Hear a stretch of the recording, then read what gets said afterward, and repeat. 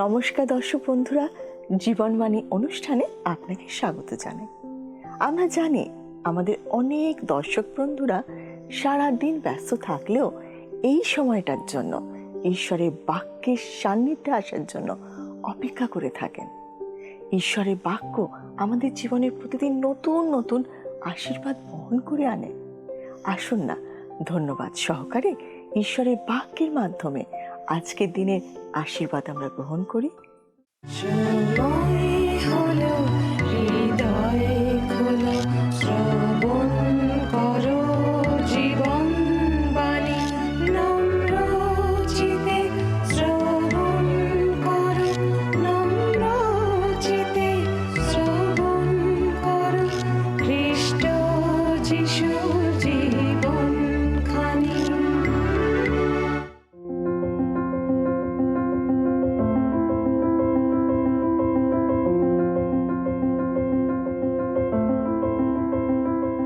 জীবনবাণী অনুষ্ঠানে আমরা বর্তমানে জোয়েল ভাবাদী পুস্তক থেকে অধ্যয়ন করছি।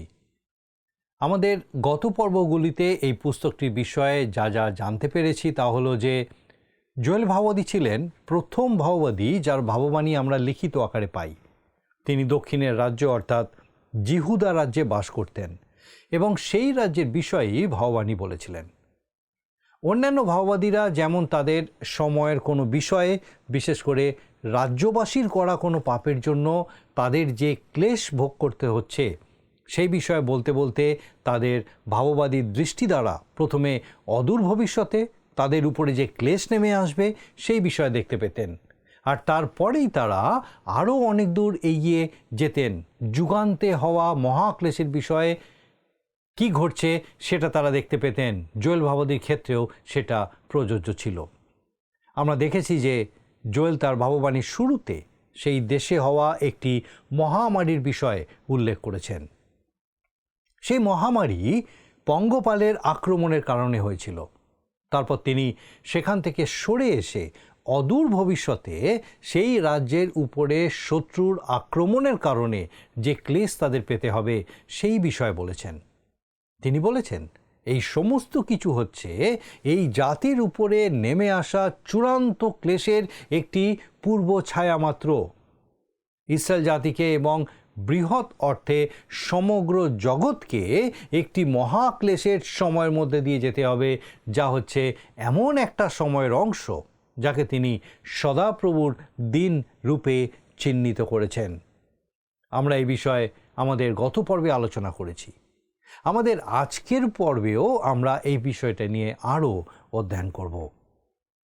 ঈশ্বর ইসরায়েলকে মিশর থেকে তাদের যাত্রাকালে সাধু মোশির মাধ্যমে তুড়ি বাজানোর নিয়ম স্থির করেছিলেন, আর জোয়েল ভাবাদী এখন রাজ্যবাসীকে আবারও তুড়ি বাজানো এবং সিংহনাদ করার বিষয়ে বলছেন। আজকে আমরা আমাদের অধ্যয়ন শুরু করব এই পুস্তকের 2য় অধ্যায়ের 7 পদ থেকে। আসুন আমরা সেই পদটা পাঠ করি। জোয়েল 2 অধ্যায় 7 পদ। তাহারা বীরগণের ন্যায় দৌড়ে, যোদ্ধাদের ন্যায় প্রাচীরে ওঠে, প্রত্যেকজন আপন আপন পথে অগ্রসর হয়, আপনাদের মার্গ জটিল করে না। হিতোপদেশ পুস্তকে এই কথা বলা হয়েছে, পঙ্গপাল দিগের রাজা নাই, তথাপি তাহারা দল বাঁধিয়া যাত্রা করে। হিতোপদেশ 30 অধ্যায় 27 পদ। তাদের কোনো রাজা বা সেনাপতির প্রয়োজন নেই, তারা প্রত্যেকেই তাদের কাজ জানে, তারা দল বেঁধে যাত্রা করে। এখানে যখন জোয়েল 4টি বিভিন্ন ধরনের পঙ্গপালের কথা বলেছেন, আমার বিশ্বাস তিনি একটা বিশাল সেনাবাহিনীর আগ্রাসনের বিষয় বর্ণনা করছেন। এটা পঙ্গপালের এক বিশাল বাহিনী। শেষকালে এই দেশের বিপক্ষে এক শত্রুর আগমন হবে, আর সেই শত্রু পঙ্গপাল জনিত মহামারীর মতো তাদের উপরে আক্রমণ করবে। এটি প্রকাশিত বাক্য গ্রন্থের জন্য একটি প্রস্তুতি, যেখানে সাধু যোহন পৃথিবীতে এক পঙ্গপালের মহামারীর কথা লিখেছেন, যা ঘটবে প্রথম সন্তাপের সময়, পঞ্চম দূত যখন তার তুড়ি বাজাবেন। পরে পঞ্চম দূত তুড়ি বাজাইলেন, আর আমি স্বর্গ হইতে পৃথিবীতে পতিত একটা তারা দেখিলাম, তাহাকে অগাধ লোকের কূপের চাবি দত্ত হইল। তাহাতে সে অগাধ লোকের কূপ খুলিল, আর ওই কূপ হইতে বৃহৎ ভাটির ধূমের ন্যায় ধূম উঠিল। কূপ হইতে উত্থিত সেই ধূমে সূর্য ও আকাশ অন্ধকারাবৃত হইল। পরে ওই ধূম হইতে পঙ্গপাল বাহির হইয়া পৃথিবীতে আসিল, আর তাহাদিওকে পৃথিবীস্থ বৃশ্চিকের ক্ষমতার ন্যায় ক্ষমতা দত্ত হইল। আর তাহাদিওকে বলা হইল, পৃথিবীস্থ তুনের কি হরিদ্বর্ণ শাকের কি বৃক্ষের হানি করিও না, কেবল সেই মনুষ্যদেরই হানি করো যাহাদের ললাটে ঈশ্বরের মুদ্রাঙ্ক নাই। প্রকাশিত বাক্য 9 অধ্যায় 1-4 পদ।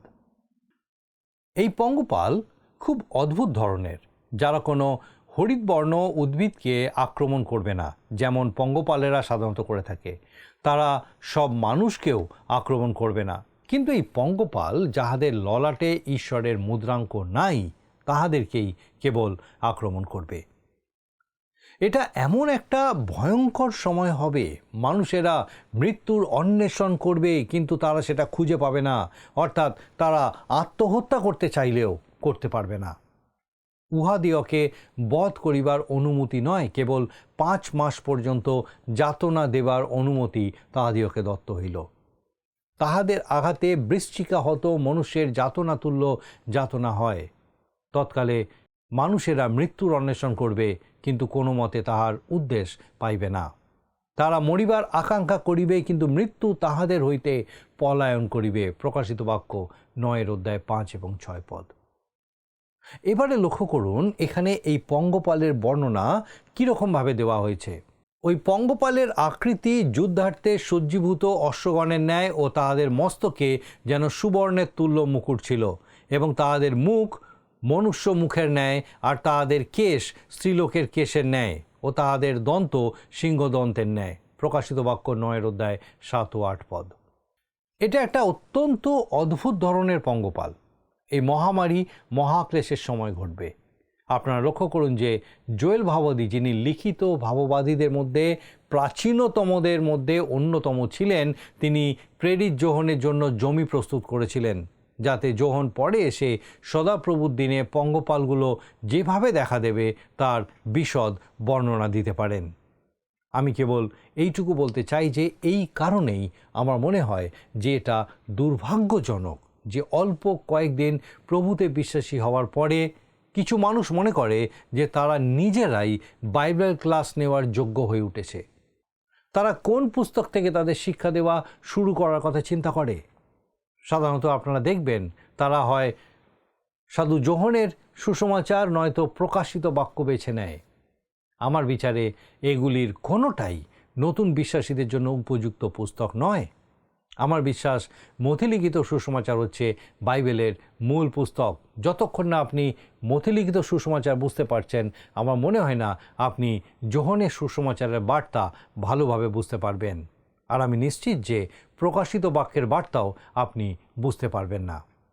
আর এই ক্ষুদ্র ভাববাদী জোয়েল, যাকে মোটামুটি অবহেলা করা হয়েছে, শেষ দিনের বিষয় যাকে তিনি সদাপ্রভুর দিন বলেছেন, তার উপরে তিনি অনেক আলোকপাত করেছেন।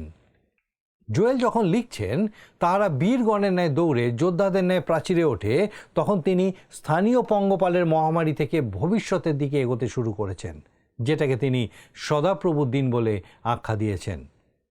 আসুন আমরা পরের পদগুলিতে লক্ষ্য করি যে তিনি সদাপ্রভুর দিনের বিষয়ে কি বলছেন। আমরা 8 থেকে 10 পদ পর্যন্ত পড়ি। তাহারা একজন অন্যের উপরে চাপাচাপি করে না, সকলেই আপন আপন মার্গে অগ্রসর হয়, এবং শূলাগ্রের উপরে পড়িলেও ভগ্ন পঙ্ক্তি হয় না। তাহারা নগরের উপর লম্ফ দেয়, প্রাচীরের উপরে দৌড়ে, গৃহমধ্যে ওঠে, চোরের ন্যায় গবাক্য দিয়া প্রবেশ করে। তাদের সম্মুখে পৃথিবী কাঁপে, আকাশমণ্ডল কম্পমান হয়, চন্দ্র ও সূর্য অন্ধকারময় হয়, নক্ষত্রগণ আপন আপন তেজ গুটাইয়া লয়। নিশ্চিতভাবে এই বর্ণনা কোনো স্থানীয় পঙ্গপালজনিত মহামারীর বিষয় হতে পারে না, অথবা জোয়েল ভাববাদী বাড়িয়ে বলছেন। ঈশ্বরের বাক্য ভাববাদীদের যেমনভাবে দেওয়া হতো তারা ঠিক সেইভাবেই সেটা ব্যক্ত করতেন। তারা কোনো বিষয়ে বাড়িয়ে বলতেন না। এই একই চিত্র সাধু যোহন প্রকাশিত বাক্যে ব্যক্ত করেছেন। আসুন আমরা এরপর 11 পদটা পাঠ করি। 2 অধ্যায়, জোয়েল 2 অধ্যায় 11 পদ। সদাপ্রভু নিজ সৈন্য সামন্তের অগ্রে আপন রব শুনাইতেছেন, কেননা তাহার শিবির অতি মহৎ, কেননা তাহার বাক্য সাধক বলবান, কেননা সদাপ্রভুর দিন মহৎ ও অতি ভয়ানক, আর কে তাহা সহ্য করিতে পারে। এই নিয়ে তৃতীয়বার জোয়েল ভাবাদী সদাপ্রভুর দিনটি উল্লেখ করলেন। কে তাহা সহ্য করিতে পারে? এটা অনেকটা প্রভু যীশু যেমন বলেছিলেন ঠিক সেই রকম। আর সেই দিনের সংখ্যা যদি কমাইয়া দেওয়া না যাইত, তবে কোনো প্রাণী রক্ষা পাইত না। মতি তার 24:22 আর জোয়েল ভাবাদী এখানে প্রশ্ন করছেন, কে তাহা সহ্য করিতে পারে? এর উত্তর সাধু যোহন তা প্রকাশিত বাক্যে দিয়েছেন। এই পুস্তকের 7 অধ্যায়ে তিনি বলেছেন যে যতক্ষণ না পরিত্রাণপ্রাপ্ত ঈশ্বরের দাসগণের ললাটে মুদ্রাঙ্কিত করা হচ্ছে, ততক্ষণ ঈশ্বর প্রকৃতির শক্তিকে রুদ্ধ করে রাখবেন, বায়ু বইতে দেবেন না, যা হচ্ছে জগতের উপরে ঈশ্বরের বিচার। যদি ঈশ্বরের দাসদের এই ভয়ঙ্কর ক্লেশের সময় অতিক্রম করতে হয়, তবে তাদের মুদ্রাঙ্কিত হতে হবে। জোয়েল ভাবাদী যখন প্রশ্ন করছেন কে তাহা সহ্য করিতে পারে, তখন সেই তাহা হলো সদাপ্রভুর দিন, যা অন্ধকারে শুরু হবে, যা হচ্ছে মহাক্লেশের রাত। এই অধ্যায়ে পরবর্তী বিষয় যা আমরা আমাদের গত পর্বে উল্লেখ করেছি তা হলো ঈশ্বরের আবেদন। এখন প্রশ্ন হচ্ছে, এমন একটা সময়ে একজন পাপী কি করতে পারে? বেশ, জোয়েল ভাবাদী এই কথার উত্তর এই অধ্যায়ের 12 পদে দিয়েছেন। আসুন আমরা 12 পদ পাঠ করি। কিন্তু সদাপ্রভু বলেন, এখনও তোমরা সমস্ত অন্তঃকরণের সহিত এবং উপবাস, রোদন ও বিলাপ সহকারে আমার কাছে ফিরিয়ে আইসো। এখনও তোমরা সমস্ত অন্তঃকরণের সহিত আমার কাছে ফিরিয়ে আইসো। ফিরিয়ে আইসো বলতে এখানে অনুতপ্ত হওয়ার কথা বলা হয়েছে। ঈশ্বরের যে প্রজাদের অন্তঃকরণ তার কাছ থেকে সরে গেছে, তাদেরকে তিনি অনুতাপ করতে বলছেন। অনুতাপ করা হচ্ছে মূলত মন পরিবর্তন করা। আপনি ফিরে আসলে আপনার মন পরিবর্তন হবে। এটা সত্যি যে অনুতাপ করলে আপনার কিছু অশ্রু ঝরতে পারে, কিন্তু সেটা কেবল অনুতাপের একটি পার্শ্ব ফল মাত্র। অনুতাপের প্রকৃত অর্থ হলো মন পরিবর্তন করা। এই জন্য যখন ঈশ্বর বলছেন এখনও তোমরা সমস্ত অন্তঃকরণের সহিত আমার কাছে ফিরিয়ে আইসো, তিনি তখন অনুতাপ করার কথা বুঝিয়েছেন, আর তার পার্শ্বক্রিয়া হলো উপবাস, রোদন ও শোক জ্ঞাপন। দুর্ভাগ্যজনকভাবে অনেকেই মনে করেন যে তারা যদি বেদির সামনে যান আর প্রচুর অশ্রুপাত করেন, তাহলে তারা বিশ্বাসী হয়ে উঠবেন। কোনো এক বাইবেল শিক্ষক বলেছেন, ছোটবেলায় তিনি নিজে সেই প্রক্রিয়ার মধ্যে দিয়ে গিয়েছিলেন, আর তার মনে হয়েছিল যে সেটা সম্পূর্ণ অর্থহীন। আসুন আমরা এরপর 13 পদটা পাঠ করি। আর আপন আপন বস্ত্র না ছিঁড়িয়া অন্তঃকরণ চিরো এবং আপনাদের ঈশ্বর সদাপ্রভুর কাছে ফিরিয়ে আইসো, কেননা তিনি কৃপাময় ও স্নেহশীল, ক্রোধেধীর ও দয়াতে মহান, এবং অমঙ্গলের বিষয়ে অনুশোচনা করেন। দেখুন, এটা বাহ্যিক কোনো অঙ্গভঙ্গি নয়, কিন্তু একটা অন্তঃকরণের অভিজ্ঞতা হওয়ার কথা। প্রকৃতপক্ষে সাধু মসির ব্যবস্থায় একজন যাজককে তার বস্ত্র ছিঁড়তে নিষেধ করা হয়েছিল। অন্ধবিশ্বাসী হয়ে অনুতপ্ত হওয়া যায় না। অশ্রুপাত মনের ভেতর থেকে বেরিয়ে আসা উচিত। অনুতাপ করা হলো ঈশ্বর সদাপ্রভুর কাছে ফিরে আসা। এবারে তিনি সদাপ্রভুর কাছে ফিরে আসার কারণ দেখিয়েছেন, কেননা তিনি কৃপাময় ও স্নেহশীল, ক্রোধেধীর ও দয়াতে মহান, এবং অমঙ্গলের বিষয়ে অনুশোচনা করেন। ঈশ্বরের বিষয়ে অনুতাপ করার অর্থ কী, সেই বিষয়ে যাত্রা পুস্তক ও জোনা ভাবাদীর পুস্তকে আরও বিস্তারিতভাবে আলোচনা করা হয়েছে। ইসরায়েল যখন মিশরে বাস করত, তখন মনে হয়েছিল ঈশ্বর যেন তার মন পরিবর্তন করেছিলেন। ফোরন যেন অনুতাপ করেন, তার জন্য তিনি মিশরের উপরে একের পর এক আঘাত এনেছিলেন, কিন্তু ফোরন অনুতপ্ত হননি। আর জোনার সময় ঈশ্বর জোনাকে নিনবিতে এই কথা প্রচার করতে প্রেরণ করেছিলেন যে তিনি নগরটিকে ধ্বংস করে দেবেন। নিনবিবাসীরা অনুতাপ করেছিল এবং ঈশ্বরের দিকে ফিরে এসেছিল, আর তাই ঈশ্বর নগরটি ধ্বংস করেননি। যখন ঈশ্বর বলেছিলেন যে তিনি নগরটিকে ধ্বংস করে দেবেন, তখন যেন মনে হয়েছিল যে তিনি তার মন পরিবর্তন করেছেন, কিন্তু আসলে তিনি তার মন পরিবর্তন করেননি। ঈশ্বর অপরিবর্তনীয়। তিনি সর্বদা কৃপাময়, সর্বদা স্নেহশীল এবং সর্বদা ক্রোধে ধীর। আপনি সবসময় ঈশ্বরের উপরে নির্ভর করতে পারেন। তার কোনো পরিবর্তন হয় না, তিনি অপরিবর্তনীয়।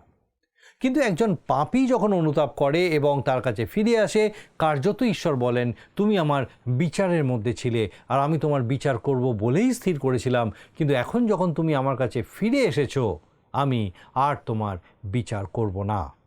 ঈশ্বর সর্বদা কৃপাময় এবং ক্ষমা করতে প্রস্তুত। আসুন আমরা এই সময় 14 পদটা পাঠ করি, 2 অধ্যায় 14 পদ।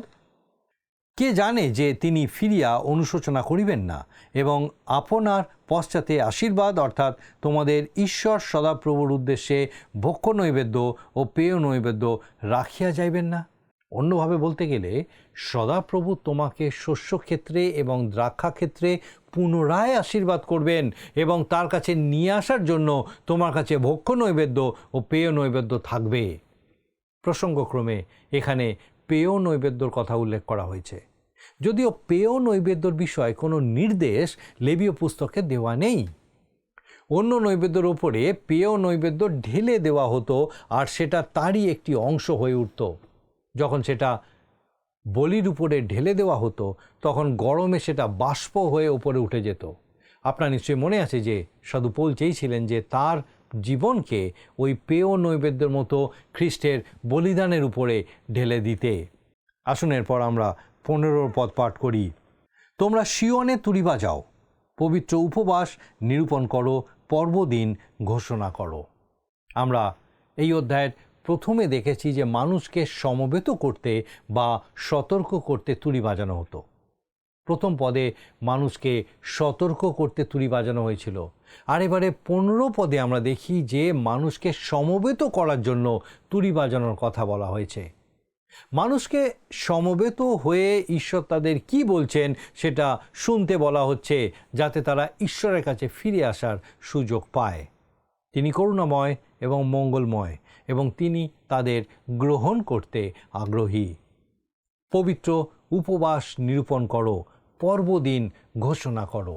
আমরা যেমন আগে আলোচনা করেছি, সাধু মসির ব্যবস্থা মানুষকে কেবল পর্বদিনগুলো দিয়েছিল, আনন্দ সহকারে তাদেরকে তার কাছে আসবার কথা বলা হয়েছিল। কিন্তু এখন যখন তারা পাপ করেছে, তার বিরুদ্ধে বিদ্রোহ করেছে এবং তার কাছ থেকে সরে এসেছে, তাদেরকে উপবাস করতে হবে এবং নিরানন্দভাবে তার সামনে আসতে হবে।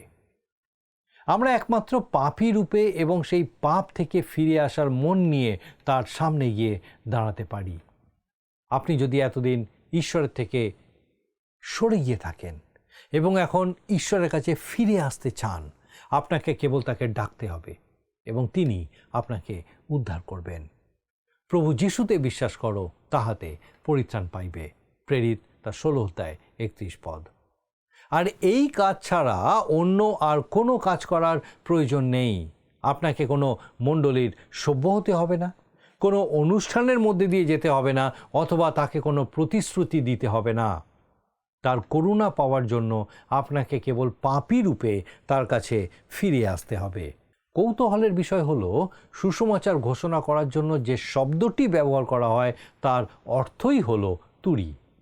নতুন নিয়মের তুরির ধ্বনি হচ্ছে সুসমাচারের বার্তা, যা জগতের কাছে আমাদের নিয়ে আসতে হবে। তোমরা সিয়নে তুরি বাজাও। এটা গাম্ভীর্যপূর্ণ সমাবেশ ঘোষণার একটি আহ্বান। মণ্ডলীতে মানুষকে যখন বেদির সামনে উপস্থিত হওয়ার জন্য আহ্বান করা হয়, তখন সেটা একটা গাম্ভীর্যপূর্ণ মুহূর্ত হয়। তারা সাক্ষ্য দেন যে পাপের পথ থেকে তারা ঈশ্বরের পথে ফিরে এসেছেন। এটা একটা গুরুত্বপূর্ণ কাজ, আর এটা হালকা চালে করা মোটেও উচিত নয়। তবে আমি আবারও জোর দিয়ে বলছি, শুধু কোনো মণ্ডলীর বেদির কাছে উপস্থিত হওয়াই সত্যিকারের অনুতাপ করা নয়। ঈশ্বরের এক বিশ্বস্ত দাসের কাছে আমি একটি ঘটনার কথা শুনেছিলাম। কোনো একটি মণ্ডলীতে ঈশ্বরের বাক্য প্রচার করার পর তিনি সবাইকে বেদির সামনে উপস্থিত হওয়ার আহ্বান জানিয়েছিলেন। অন্যান্যদের সঙ্গে এগিয়ে এসেছিল একটি সুন্দর অল্প বয়সী দম্পতি। পরে তিনি সেই দম্পতির সঙ্গে কথা বললেন এবং তাদের মধ্যে এই কথাবার্তা হলো। তিনি তাদের প্রশ্ন করেছিলেন, এই প্রথমবার কি তোমরা বেদির সামনে উপস্থিত হওয়ার আহ্বানে সাড়া দিয়েছিলে? না, আমরা প্রতি রবিবারই আসি। কিন্তু তোমরা বেদির সামনে কেন আসো? কারণ ঈশ্বর আমাদেরকে যা দিতে চান আমরা তার সবটা পেতে চাই। তোমরা কি মনে করো যে এখানে আসলেই তোমরা সেগুলো পাবে? সেটাই তো আমরা আশা করি। আমি আরেকটা প্রশ্ন তোমাদের করতে চাই, এখন কি তোমরা সব পেয়ে গেছো বলে তোমাদের মনে হয়? না, আমরা পাইনি। এরপর ঈশ্বরের সেই দাস তাদেরকে উত্তরে বললেন, আমি হলে তো তাহলে কিছুটা নিরুৎসাহ হয়ে পড়তাম। হয়তো এইভাবে সব কিছু পাওয়া যায় না। হয়তো তোমরা মানুষের উপায় অবলম্বন করছো, আর হয়তো ঈশ্বরের অন্য কোনো উপায় আছে। ঈশ্বর তোমাদের প্রতি মঙ্গলময় হতে, তোমাদের প্রতি করুণা দেখাতে আর তোমাদের উদ্ধার করতে চান, কিন্তু তিনি যেমন করে চান সেইভাবে তোমাদের তার সামনে উপস্থিত হতে হবে। কেউই প্রভু যীশু খ্রিস্টের দ্বারা না আসলে পিতার কাছে উপস্থিত হতে পারে না। তিনি হচ্ছেন স্বর্গের একমাত্র দ্বার। প্রভু যীশু স্বয়ং বলেছেন, আমি দ্বার, আমা দিয়া যদি কেউ প্রবেশ করে সে পরিত্রাণ পাইবে এবং ভেতরে আসিবে ও বাহিরে যাইবে ও চরানি পাইবে। যোহন 10:9 আসুন আমরা এবারে জোয়েল ভাববাদী পুস্তকের 2:16 পাঠ করি। প্রজা লোকদিওকে একত্র করো, পবিত্র সমাজ নিরূপণ করো, প্রাচীনগণকে আহ্বান করো, বালক বালিকাদিগকে ও দুগ্ধপোষ্য শিশুদিগকে একত্র করো। বর আপন বাসগৃহ হইতে, কন্যা আপন অন্তঃপুর হইতে নির্গত হোক। বালক বালিকা দিগকে ও দুগ্ধপোষ্য শিশুদিগকে একত্র করো। এই কথাটা এমন শুনতে লাগে যেন ছোট ছোট বাচ্চাদের বিষয়ে বলা হচ্ছে যে তাদের ক্রেসে রাখার ব্যবস্থা করা হোক, যাতে তাদের মায়েরা এই সমাবেশে সম্পূর্ণ মনোযোগ দিতে পারেন। লক্ষ্য করুন, সমস্ত বররাও এই সমাবেশে যোগ দেবেন। ইসরায়েলে যখন কোনো ব্যক্তির বিবাহ হতো তখন 1 বছর পর্যন্ত তাকে যুদ্ধে যেতে হতো না। বস্তুত তাকে অনেক দায়িত্ব থেকে অব্যাহতি দেওয়া হতো, যাতে সে তার নববধূর সঙ্গে ভালোভাবে পরিচিত হতে পারে। আমার মনে হয় বিয়ে করার এটাই লাভ ছিল, কিন্তু এখানে ঈশ্বর সবাইকে সমবেত হতে বলছেন, এমনকি বর এবং কন্যা যদি বাসরগৃহে থাকে তাহলেও। আসুন আমরা আরও একটা পদ পাঠ করি, 17 পদ। বারান্দার ও বেদির মধ্যস্থানে সদাপ্রভুর পরিচারক যাজকগণ রোদন করুক, তাহারা বলুক, হে সদাপ্রভু, আপন প্রজাগণের প্রতি মমতা করো, আপন অধিকারকে টিটকারির বিষয় করিও না, তাহাদের বিষয়ে জাতিগণকে গল্প করিতে দিও না। লোকবৃন্দের মধ্যে কেন বলা হইবে যে উহাদের ঈশ্বর কোথায়? সদাপ্রভুর পরিচারক এবং যাজকদের রোদন করতে হবে। আমাদের মনে রাখতে হবে যে জোয়েল ভাববাদী জেরুসালেমে বসবাস করতেন এবং তিনি দক্ষিণের রাজ্যের একজন ভাববাদী ছিলেন। তাদেরকে এই প্রার্থনা করতে হবে, হে সদাপ্রভু, আপন প্রজাগণের প্রতি মমতা করো, আপন অধিকারের বিষয় টিটকারি বিষয় করিও না, তাহাদের বিষয়ে জাতিগণকে গল্প করিতে দিও না। আজকের দিনে ইসরায়েল সারা জগতে ছড়িয়ে পড়েছে। যদিও তাদের একটি জাতি, সরকার এবং পতাকা আছে, তবুও মানুষ হিসাবে তারা এখনও বিশ্বের বিভিন্ন জাতির অধীনস্থ হয়ে আছে। তাদের দেশে অনেক রকম সমস্যা আছে, আর তাদের আরও অনেক সমস্যার মধ্যে পড়তে হবে, কারণ এখন তারা যে তাদের দেশে প্রত্যাবর্তন করেছে এটা ভাববাণীর পূর্ণতা নয়।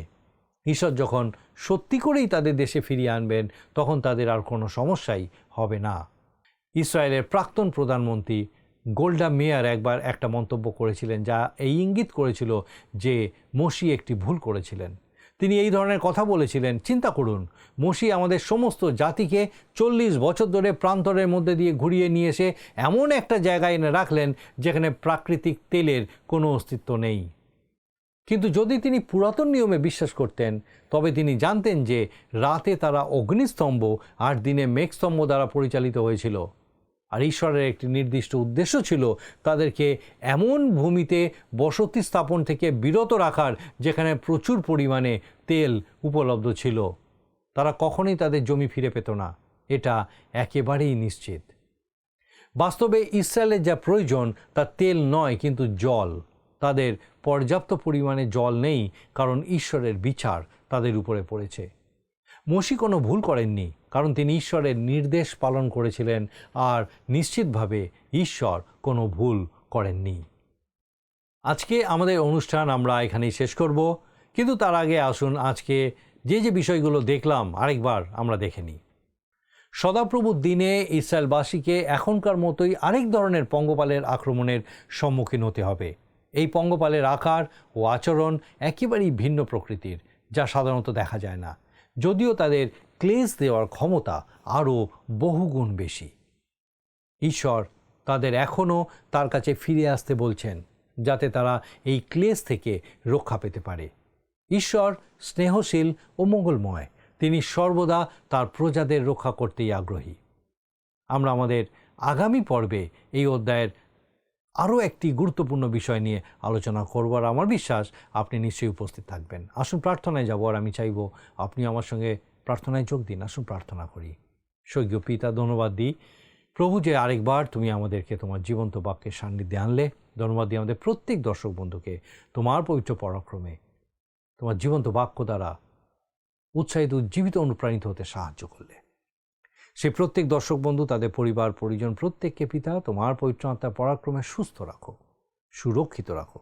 সমস্ত মন্দতা থেকে, অধার্মিকতা থেকে রক্ষা করো। শয়তানের সমস্ত রকম ফাঁদ থেকে তাদেরকে রক্ষা করো প্রভু, যেন তারা তোমাতে স্থির হতে পারে, তোমার উপস্থিতি, তোমার সহভাগিতায় তোমার গৌরব করতে পারে। কৃপা করো। তোমার যিশু নামে ভিক্ষা দয়া করে শ্রবণ ও গ্রহণ করো। আমেন।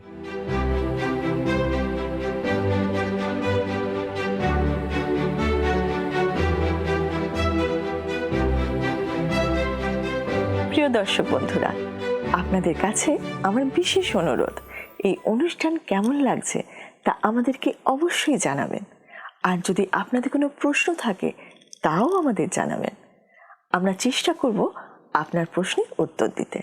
আমি বিশ্বাস করি এই অনুষ্ঠানের মাধ্যমে ঈশ্বর প্রতিদিন আপনার আমার জীবনে নতুন নতুন আশীর্বাদ যোগ করছেন। আজকের আলোচনার জন্য আমরা যা শিখেছি সেখান থেকে একটা ছোট্ট প্রশ্ন করা হবে। আপনি মন দিয়ে শুনে তার উত্তরটা লিখে পাঠাবেন। প্রিয় বন্ধু, আসুন আমরা আজকের প্রশ্ন উত্তরে আসি। গতকালের প্রশ্নের উত্তর অপশন ডি, সদাপ্রভুর। আজকের প্রশ্ন, ঈশ্বর তার প্রজাদের আপন আপন বস্ত্র না ছিঁড়ে কি চিরতে বলেছেন? অপশন এ আংরাখা, বি অন্তঃকরণ, সি হৃদয়, ডি রণসজ্জা। বন্ধু, এই প্রশ্নের উত্তর আগামীকাল সন্ধ্যে 6টার মধ্যে option A, B, C, D সহকারে আপনার নাম ও সম্পূর্ণ ঠিকানা সহ 9433497235 এই নম্বরে হোয়াটসঅ্যাপে বা SMS-এ পাঠাবেন।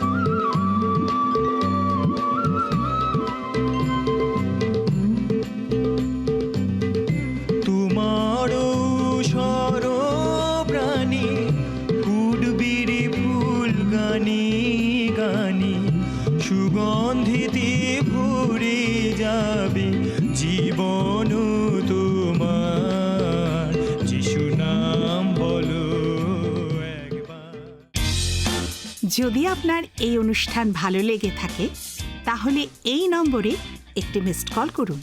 তাহলে আপনি পরের বারে বিজয়ী হতে পারেন।